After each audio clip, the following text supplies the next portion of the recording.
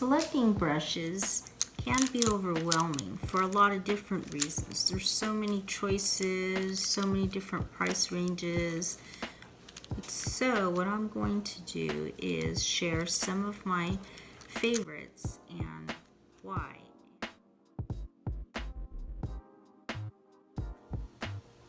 This presentation is on brushes, specifically brushes for low fire application, low fire underglaze and glaze. And I will do a different presentation for brushes used for high fire. And there is a difference. We want to make sure that we're choosing brushes that are designed specifically for glazes and underglazes. So even if you happen to have some oil paint brushes or acrylic brushes or watercolor brushes, I just leave those off to the side and use those for oil and acrylic and watercolor. Those were designed for those particular media. And any of you have already worked with underglaze and glaze know that it does have a very different consistency than oil paint or acrylic paint or watercolor. So they tend to dry rather quickly, and you want to have a brush that's porous enough to absorb the material or the product and then drag it across the surface. So if you try using those other brushes, they may work, but what you'll find is once you switch and actually use a brush designed for underglaze and glaze, that it will make a lot of difference. And so do take the time to invest in that, and you don't have to invest a lot of money into it. There are some manufacturers out there that put out a little economy kit, and it will give you a range of brushes, but they're designed specifically for underglaze and glaze. So if you look to the manufacturers that make underglazes and glazes, I can think of 3 off the top of my head. They also have a line of brushes. And so I would invest in some of those economy brushes. And even buying an economy brush designed for glaze and underglaze would probably work better than buying what you would think would be a nice multi-purpose brush. So with that in mind, the next thing I want to say is that so even with the brushes that are designed for underglaze and glaze, there will be an economy line, then they'll usually have kind of a step above that, and then a high-end line of brushes. So if you're on a budget, go for the economy. If you have a little extra money to spend, then you might want to go up 1 or 2 series, and you will see a difference. I often tell a story that when I was in graduate school, when I took a watercolor class, that the instructor insisted that we not use the economy brands of paint, and that we had to go out and buy some really nice brushes. And I remember one of the brushes was $25, and I thought that was so much money to spend for a brush. But once I put the brush into the watercolor and had the first stroke across the paper, it was like magic. It really did make a difference. And I do see that with brushes, specifically for glazing, it does make a difference. So with that in mind, I'm going to go over, since once you decide to buy the brushes, there's such a range to choose from, some of the brushes that I recommend that you could that are probably versatile and can get a lot of use from them, a lot of brush strokes. So we'll go over a few of my favorites.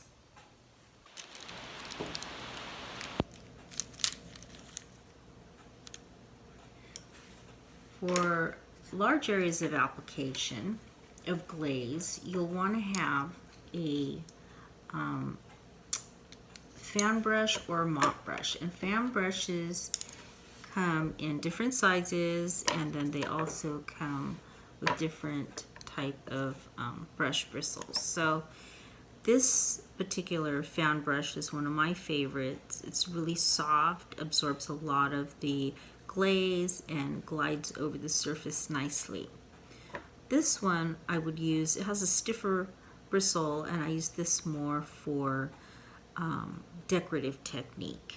And then they come in smaller sizes. This particular one is also has a stiffer bristle. So for overall general application of larger areas, I would go for a fan brush and really soft bristles. And although it's spread wide, once you dip the glaze in, it does get a little narrow.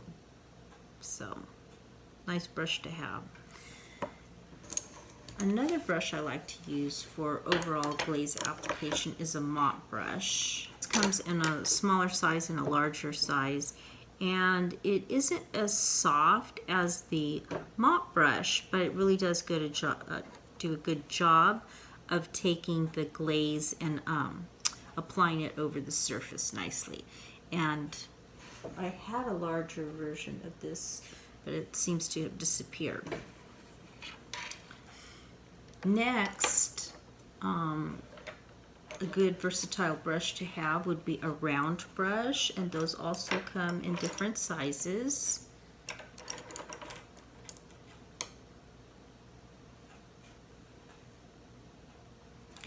And this one I've just dipped in water, but the thing about the round brush is it can come to a little tiny point, which will give you a nice line. And in a minute I'll do a brief demonstration of some of these brushes, but it will give you a nice point, and then it can also give you a thicker line as you go or apply the glaze farther down the bristle of the brush. So you do want to make sure, water over here, brushes over there, that you care for your brushes. And I do go over brush care in another video, but you'll take your round brush, if you just dip it into some water and kind of go like this, you'll see that it comes to a point, a nice point right there. And same with this one, just go ahead and dip it in some water.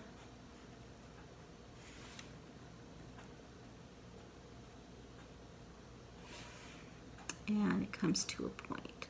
So I'll bring this back in a little bit and show you exactly how that works. This one I had used earlier, and I brought it to the point.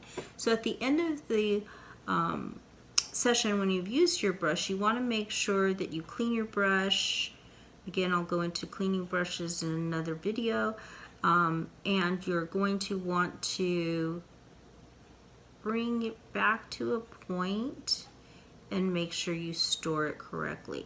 But having a round brush, again, you can use it for fine detail. So if you don't want to go through the expense of buying a separate detail brush, you could just use the tip of your round brush. You could use the side of your round brush if you don't want to buy a liner brush, and then depending on the amount of pressure, you can have a thick line. So a lot of different uses for the round brush.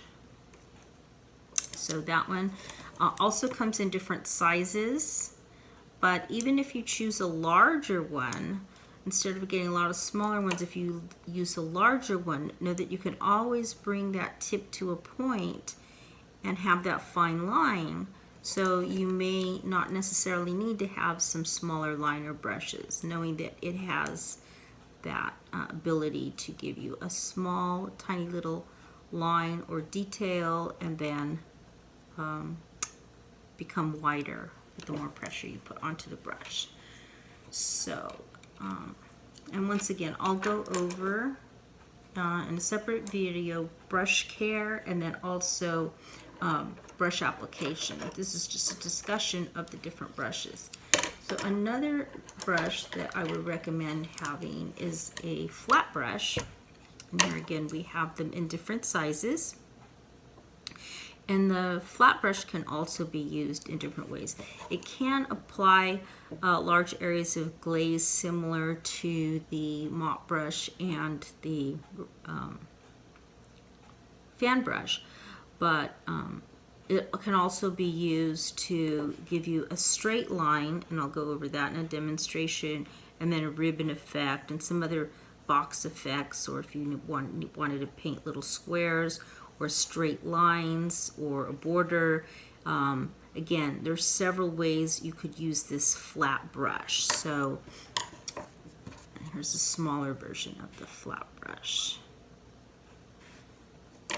So this would be another must-have. The next one I would say is a liner brush. Liner brushes are great because they're going to give you, here's some, I'm going to go ahead and wet these. A straight line.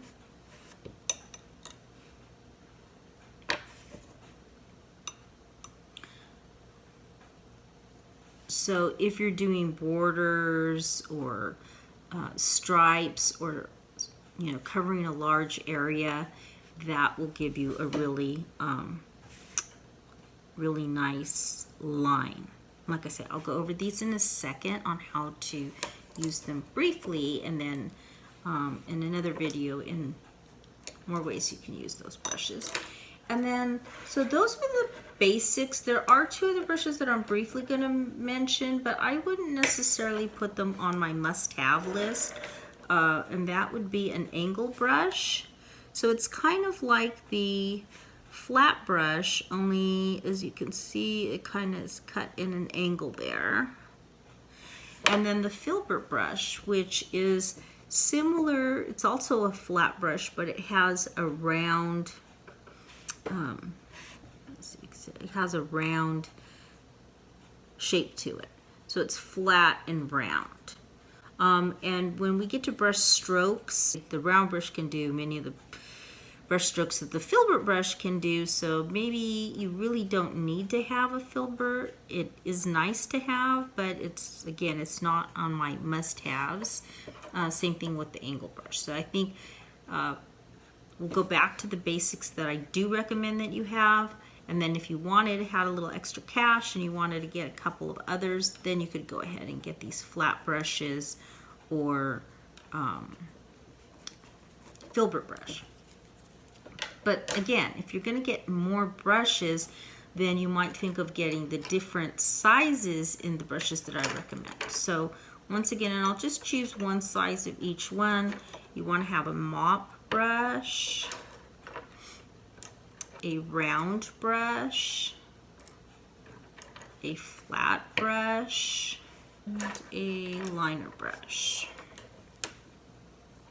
So, oh, and the other one that I didn't mention, thing I remembered, is a detail brush. Where did my little detail brush? So the detail brush, maybe I'm going to put the detail brush in the other category as the angle brush and filbert brush, but it has a tiny little set of bristles at the end, and it's to do little tiny details on a piece.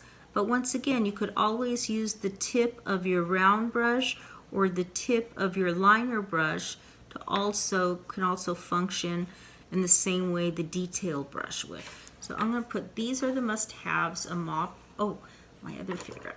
Okay, so fan brush and mop brush. You can do either or, but I would recommend both. A fan and a mop, a round brush, a flat brush, and a liner brush. So these are the 5 I highly recommend. And then little extras would be the detail brush, the angle brush, and the filbert brush. And I'm not promoting any particular brand or anything like that. Again, the underglaze and glaze manufacturers also usually have a line of brushes, and so I would go with any brushes that are kind of designed for or designed specifically for underglaze and glaze. So real quick, again, I do cover a video on how to use the brushes. I'm just going to put a little water in there of glaze and go over them briefly. I don't know that I really need to do the mop or the fan brush, but maybe I'll do those at the end. But the round brush that I mentioned, there's different strokes that it can do, but right now, for now, mainly I just want to show how it can give you tiny little line there. It can also give you a little bit of a line, and then it can also give you a little, this is like a little teardrop stroke here, but it can also, if you press down, it can give you a wider stripe like that. So different, I'm doing that on paper here. The next one that I recommended was the flat brush, and the flat brush can give you some little squares like this. Can give you a little angle like that.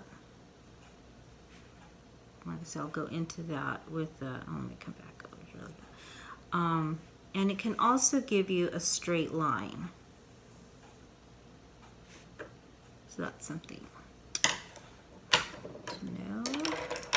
know. Liner brush. Again, it can give you a little tiny dot. So again, avoid having to get the detail brush for now. But you want to lay it with the bristles. And once again, I'll go into more detail this with all of these brush strokes and how to actually hold them to get the desired results. I think that was it. This was my round brush, flat brush, liner brush. I said there were 5. And then mop, and so the mop brush would just be to cover a large area. If I was glazing a surface, it's going to cover a large area. And my fan brush is going to do the same. Of course, there would be a thicker application. This is just for demonstration purposes. We really kind of don't see it, do we? There we go. So it's going to cover a large surface area, and it does pick up a lot of glaze. This was just kind of a watered down version. So that's just a quick kind of view of what the brushes will do. But again, I will do separate video for brush strokes, brush techniques, and kind of go a little more into these strokes and then how you would handle it in order to get the desired effect, because the flat brush can actually do more strokes than this. These are the most common ones. The round brush, all of them can do a little bit more, but that's the basics of what they can do. Okay, so I'll put them out one more time. This is my hand brush will do. This is what the mop brush will do. This is what the liner brush will do. What the flat brush will do. And what the round brush will do. So we see a lot of different techniques can be done, and there's even more than this that can be done, but these would be my go-to brushes. So fan, mop, liner, flat, and round. And in the other video that I will present, I'll go a little more into the angle brush, the detail brush, and the filbert brush, and how these other brushes can give very similar effects to those brushes.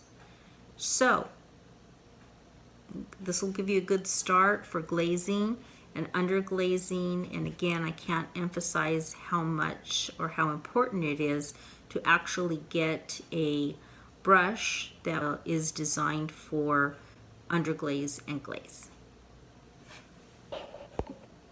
And for more information about brushes, I will have a separate video going over brush strokes with a little more information, and also a video on brush care, which is very important, because once you've purchased your brushes, you really want to make sure that you're careful in how you use them, how you apply the glaze, and how you clean them and take care of them so that they'll last you a long time and give you successful results. So look out for those, and hopefully they'll be helpful.